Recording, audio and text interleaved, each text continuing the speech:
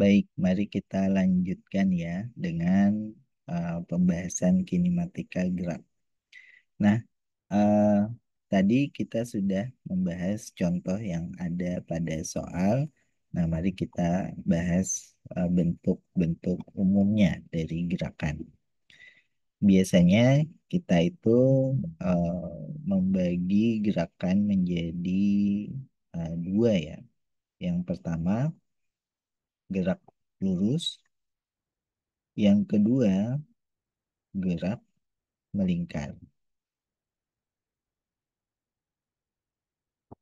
Persamaannya sih kurang lebih mirip ya, sama-sama aja gitu. Nanti kita bahas.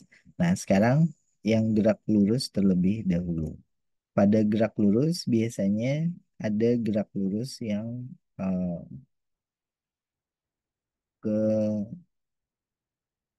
kecepatan atau kelajuan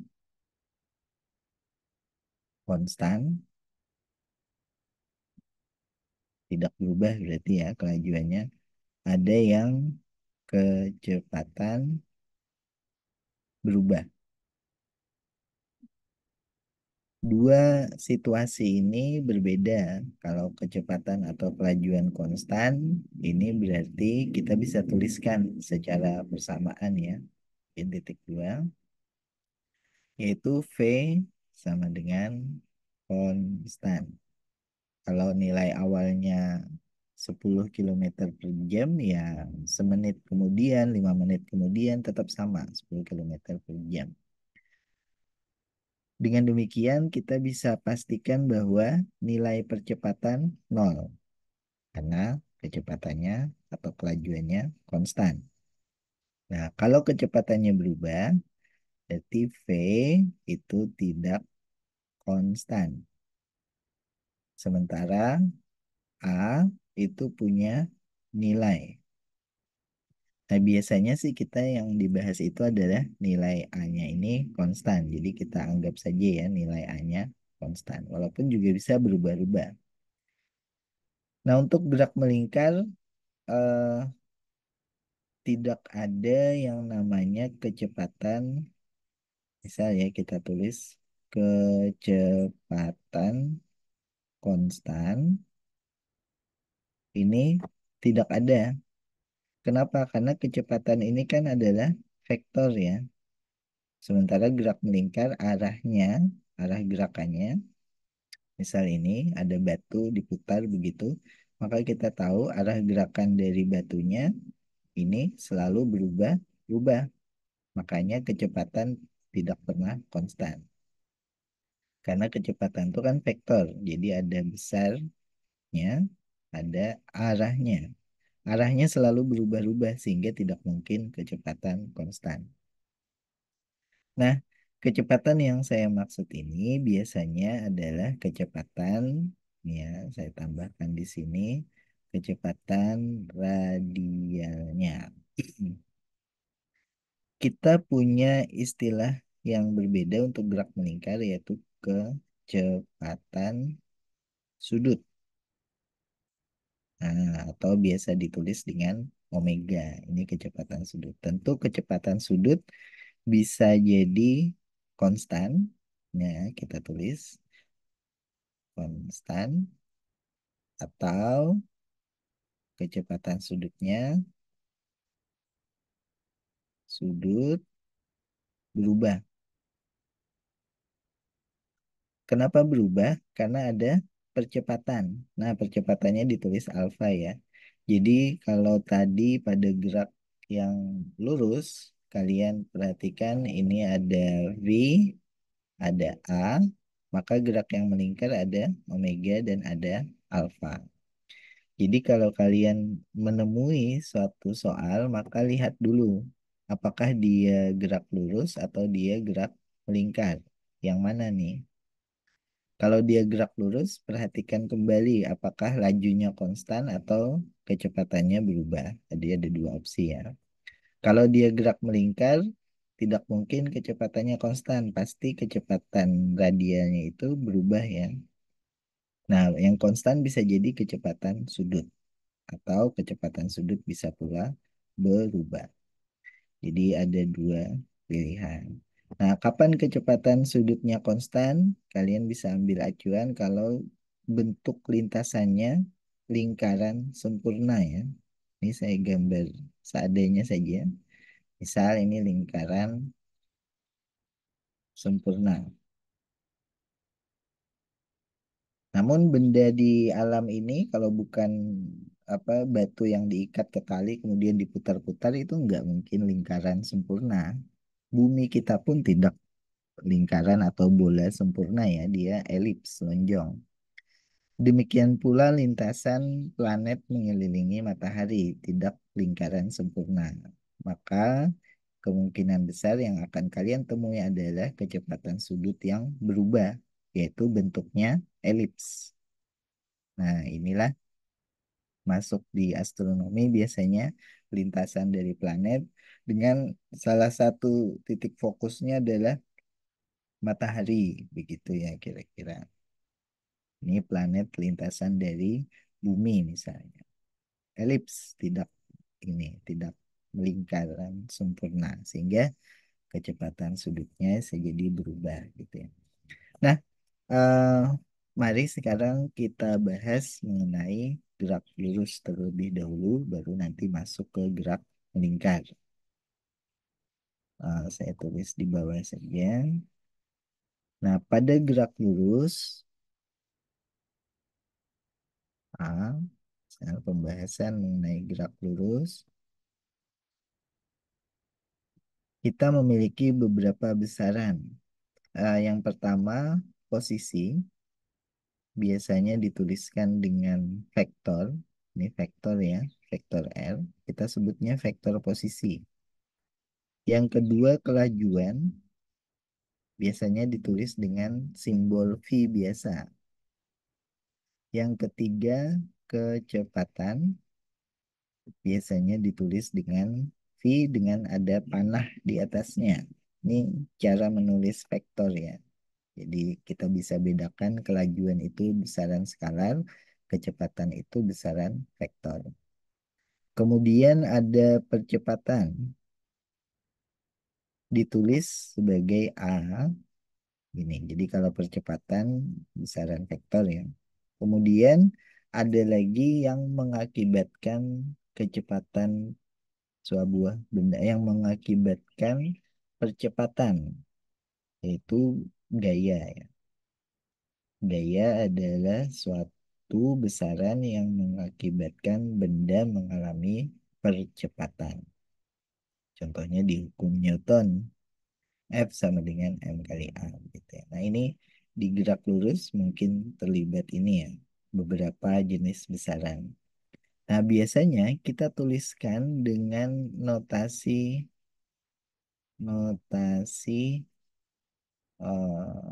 komponen vektor.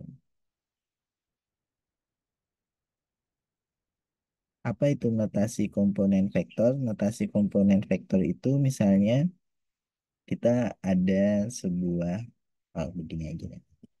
Misalnya kita memiliki suatu benda langit, misal bentuk yang tidak beraturan ya, misalnya ini adalah asteroid. Kemudian kita ingin menentukan posisi asteroid. Tentu kita harus mengambil suatu titik acuan nih. Nah, titik acuannya sih biasanya pengamat yang ada di bumi. Nah, tentu kita gunakan posisi bumi ini sebagai pusat koordinat ya, supaya kita bisa menentukan posisi asteroid. Biasanya kita gunakan koordinat kartesian, misalnya di sini saya gambar dua sumbu. Ini adalah sumbu Y, ini sumbu X-nya. Kita gunakan posisi, penentuan posisi menggunakan koordinat kartesian adalah dari titik 0,0-nya. Gambarlah sebuah panah, ini, di mana panah ini adalah vektor posisi, yaitu R kecil dengan tanda panah di atas. Nah, kalau kita sudah menentukan panah seperti ini, maka kita bisa mendapatkan nilai. di sumbu X dan sumbu Y. Jaraknya berapa begitu ya. Ini untuk sederhana kita tidak menggunakan koordinat bola di sini, koordinat kartesian biasa saja. Kita bisa dapatkan nilai X-nya di mana, Y-nya di mana. Misal X-nya ada di 5 dan Y-nya kebetulan juga ada di 5 misalnya. Atau kita bedakan supaya gampang ya, ada di 4.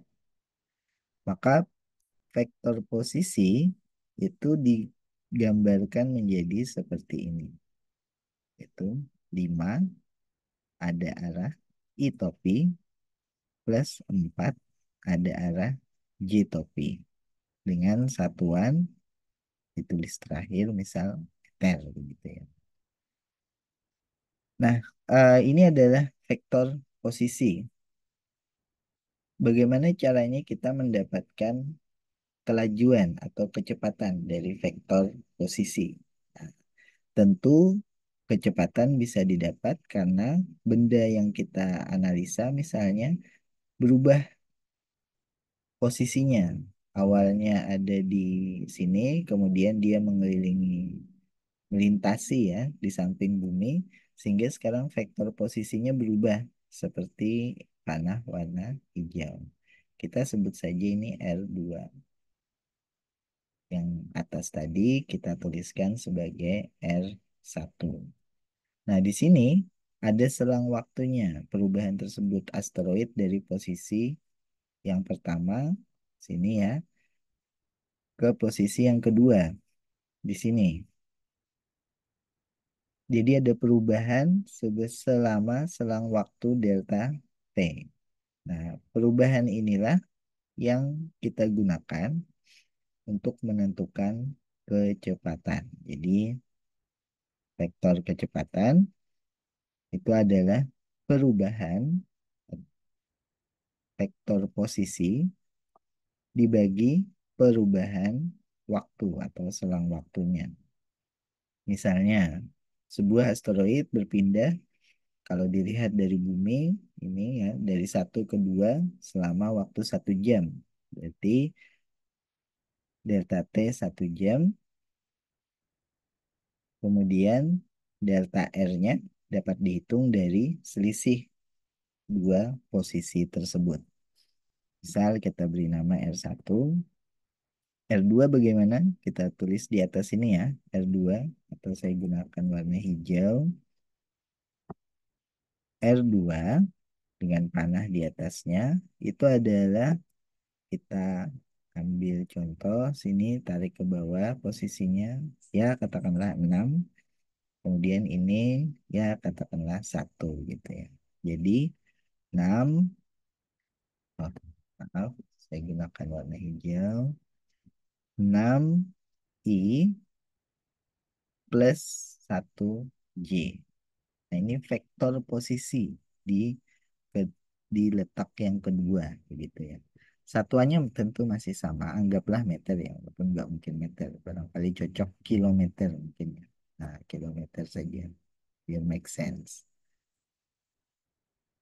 Kilometer pun kurang ini harus 60 atau berapa puluh gitu ya, tapi nggak apa-apa ini contoh saja. Sementara delta T-nya 1 jam. Berarti cara kita menghitung kecepatan dari asteroidnya itu adalah delta R dibagi delta T. Nah, untuk menghitung delta R, saya tulis di bawah sini ya. Delta R tentu kita harus gunakan pengurangan. Ingat tadi prinsipnya kalau delta akhir dikurangi awal. Jadi R2 dikurangi R1. Karena akhir kan posisi asteroid di sini. Nah, R2-nya adalah 6 I, kita kurangkan per komponen atau per unit vektor ya. Jadi I topi ini disebut dengan unit vektor. Unit vektor. J topi juga unit vektor ya. Kalau I topi itu yang arahnya di sumbu X, ini I topi. Kalau J topi itu yang arahnya di sumbu Y, ini J topi. Tuh. Kalau di sumbu Z, K topi ya tambahnya. Jadi ada I, J, K. Nah, Untuk contoh kali ini hanya I dan J saja. Kalau R2 dikurangi R1 berarti kita harus kurangkan per komponen. Jadi tidak boleh I ke J ya dikurangkan. Harus yang I juga, J juga. Jadi 6 R2 kurang R1 itu adalah 6 kurang 5, yaitu 1 I topi.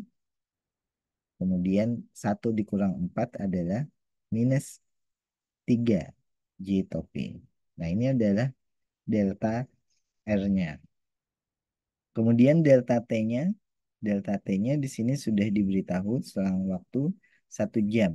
Berarti kita bisa tuliskan seperti ini, 1 I topi dikurangi 3 J topi. Ini masih satuan kilometer ya, kilometer. Oh,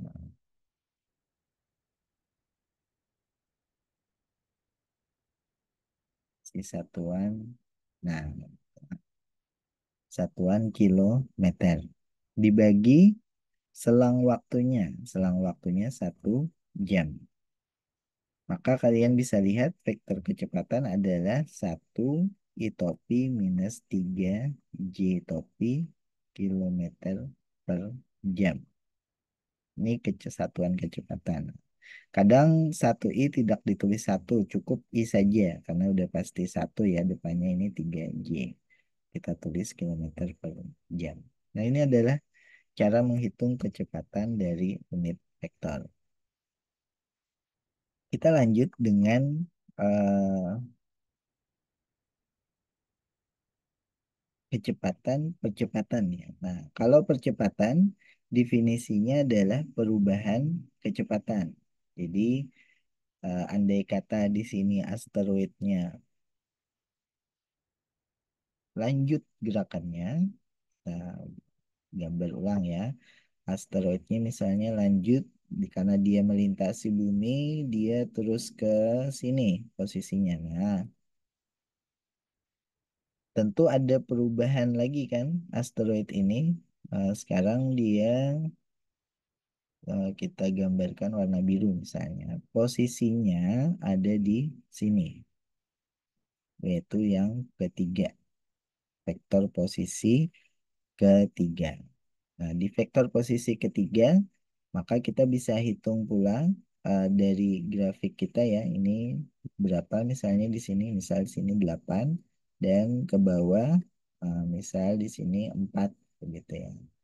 Sehingga R3 saya tulis di sini, R3 itu kita tuliskan dalam notasi unit vektor yaitu 8 I topi minus, kenapa minus? Karena ke bawah ya, minus 4 J topi. Satuannya adalah kilometer. Karena ini satuan berlaku untuk keduanya, maka kita bikin kurung, buka dan kurung tutup. Nah, ini R3. Bagaimana kita menghitung kecepatan yang kedua? Tadi kalau kecepatan pertama sudah ya. Kecepatan yang kedua tentu V2 ini adalah delta R dibagi delta T, tetap sama ya. Nah, tapi R-nya adalah R3 dikurangi R1. Tentu ini pengurangan vektor dibagi delta T. Nah, delta T-nya katakanlah sama saja ya. Delta T-nya 1 jam. 1 jam juga. Maka kita bisa kurangkan langsung 8 di R3 ya. Dikurangi R2. Oh ini bukan R1, R2 ya. Di tempat atau di posisi yang sebelumnya. Jadi kalau R3 berarti itu dikurangi R2. Kalau R2 dikurangi R1. Nah, R3 adalah 8 dikurangi R2 itu 6. Jadi 2 dikurangi, jangan dikurangi dulu ya, 2 tulis begitu, I topi. Kemudian R3-nya minus 4 dikurangi R2, 1. Berarti minus 4 dikurangi 1, min 5J. Nah, maka kita bagi dengan selang waktunya yaitu 1 jam. Ini kilometer atasnya per 1 jam. Dengan demikian, kecepatan yang kedua itu adalah langsung kita tulis di bawahnya 2i min 5j dengan satuan kilometer per jam. Nah, apakah terjadi perubahan kecepatan? Eh, Memang agak sulit melihat kalau ini unit vektor ya, tapi angkanya memang beda. Kalau kalian ingin mendapatkan besarnya, misal nih, V1 kan 1i minus 3j. Berapakah nilai atau besar dari V1? Maka kalian tulis dengan tanda eh, mutlak seperti ini, yaitu garis lurus ya.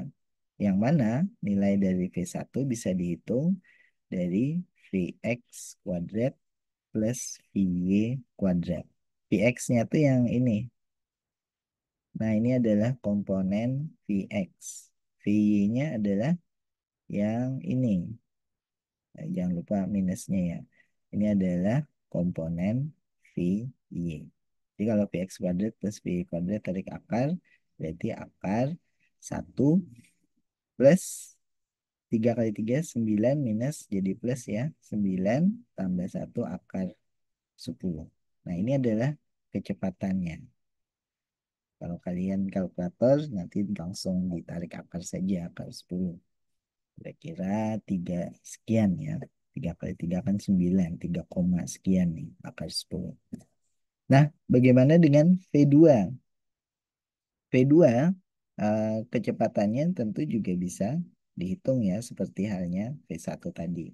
Berapa nilainya. Namun, di sini kita tertarik menghitung yang kita sebut dengan vektor percepatan.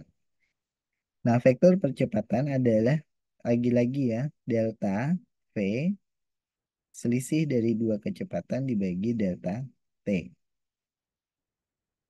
Nah, misalkan di sini delta V-nya adalah V2 dikurang V1 ya. V2 dikurangi V1. Sementara delta T-nya adalah sama aja ya, kita anggap sama seperti tadi 1 jam. 1 jam. Maka V2 dikurangi V1, ini yang V2-nya kita kasih terang dulu. Ini V2 ya. V2 dikurangi V1, ini V1, ini nilainya. Kita bisa langsung hitung satu per satu per unit komponen di sini ya. V2 kurang V1 berarti 2 dikurangi 1. 2. V2 kurang V1 berarti min 5 dikurangi min 3. Berarti min 5 tambah 3. Min 5 tambah 3 jadinya min 2 saja ya. Tapi ini nggak bisa dikurangkan karena yang satu ini adalah I, maksudnya yang satunya adalah J. Jadi 2I dikurang 2J dibagi waktunya 1. Yang di sini adalah jam, maaf, yang di atas adalah kilometer, yang di bawah adalah jam. Jadi percepatannya sekarang sebesar 2I min 2J kilometer. Oh, ini kuadrat ya, kilometer per jam kuadrat. Nah, ini adalah notasi vektor atau unit vektor gitu. Sedangkan jika ingin mendapatkan nilai dari mutlaknya atau nilai dari A, gunakan metode yang sama seperti V tadi ya. Bahwa A adalah akar 4 ditambah 4. Karena 2 ya. 2 minus 2 2 pangkat 2 4 minus 2 pangkat 2 sama saja 4 juga. Akar dari 4 tambah 4 adalah akar 8. Ini 4 akar 2 ya. 4, 2 akar 2 nih. 8, 2 akar 2. Karena 2 masuk akar menjadi 4 kali 2, 8. Nah, ini adalah satuan kilometer per jam kuadrat. Baik, di sini kita sudah sampai ke perhitungan nilai percepatan. Ini awalnya kecepatan, kemudian percepatan. Secara apa? Secara notasi komponen vektor. Jadi biasanya kan tidak pakai notasi komponen vektor ya. Mungkin biasanya hanya fungsi saja. Nah, apa yang dimaksud fungsi itu? Bisa jadi fungsi yang dimaksud ada di soal misalnya adalah seperti ini. Posisi X misalnya ya. Posisi sebuah benda seiring dengan perubahan waktu, yaitu ditulis secara matematika XT, itu adalah mengikuti persamaan berikut. Misalnya 5 plus 3T kuadrat, di mana satuannya adalah meter ya, karena ini adalah posisi. Jika ditanya kecepatan, fungsinya berapa, maka tentu kita tahu kecepatan itu adalah penurunan satu kali dari fungsi posisi atau XT tadi. Kita tulis ya, posisi. Yang ini kecepatan. Nah, eh, ini bukan kecepatan.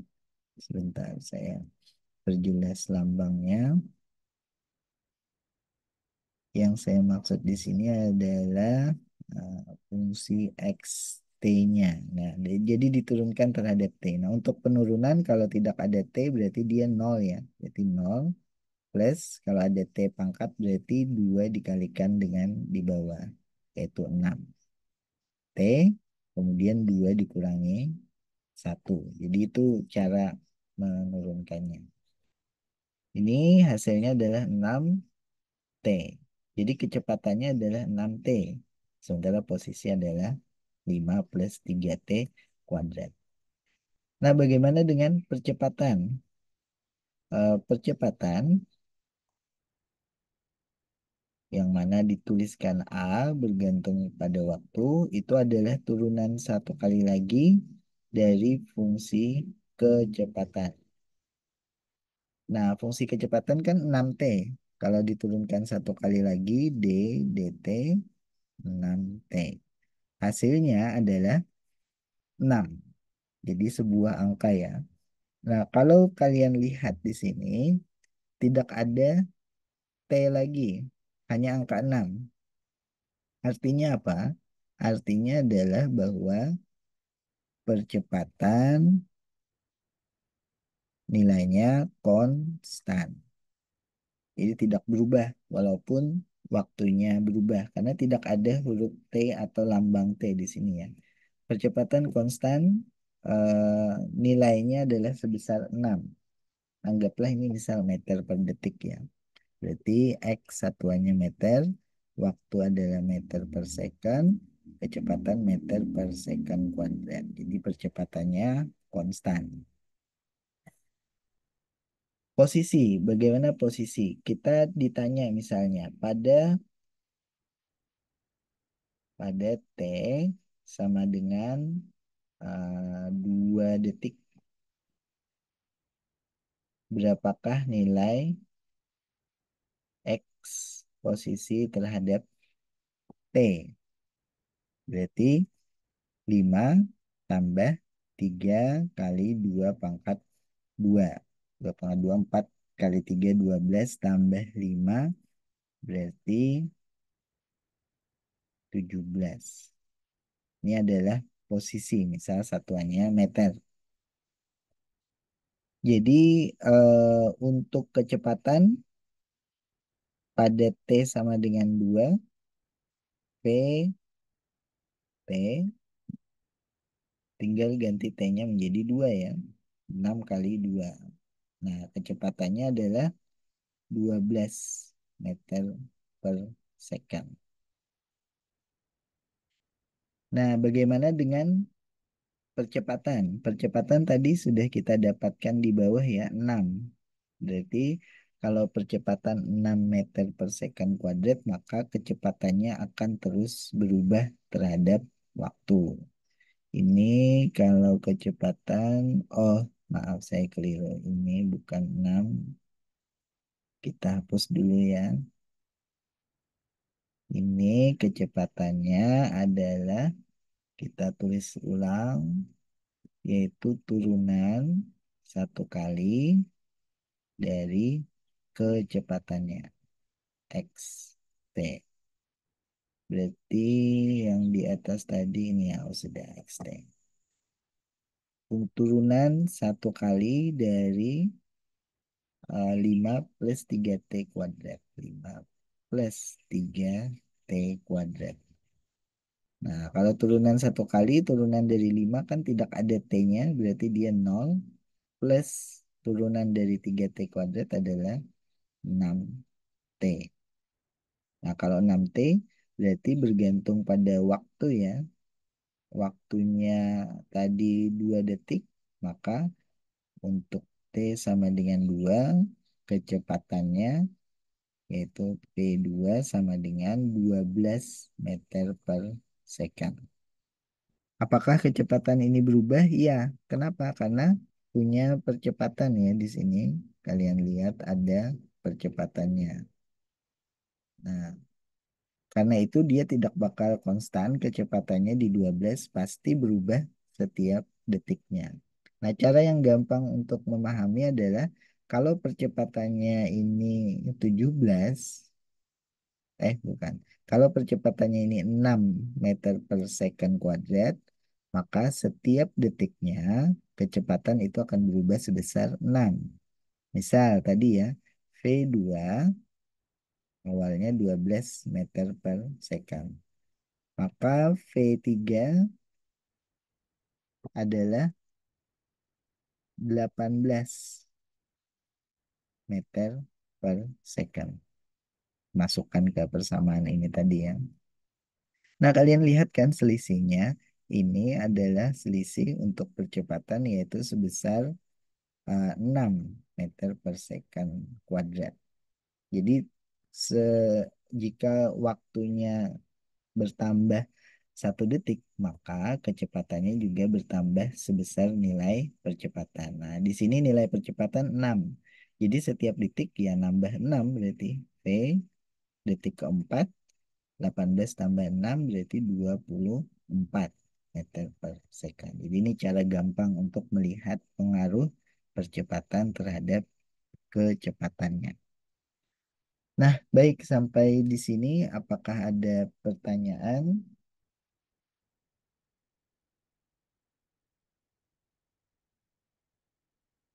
Boleh diajukan, boleh tidak. Nah, nanti rekamannya bisa kita posting di halaman web itu juga di YouTube nanti. Kalau tidak ada, mari kita pindah ke gerak melingkar.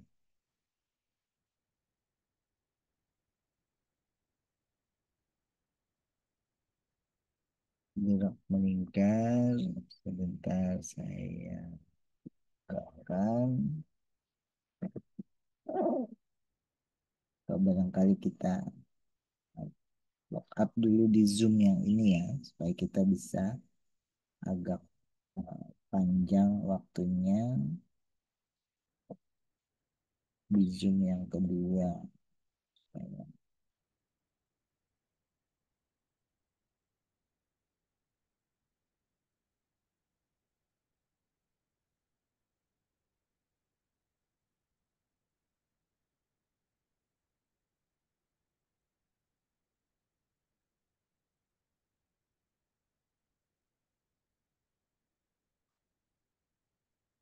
Oke, saya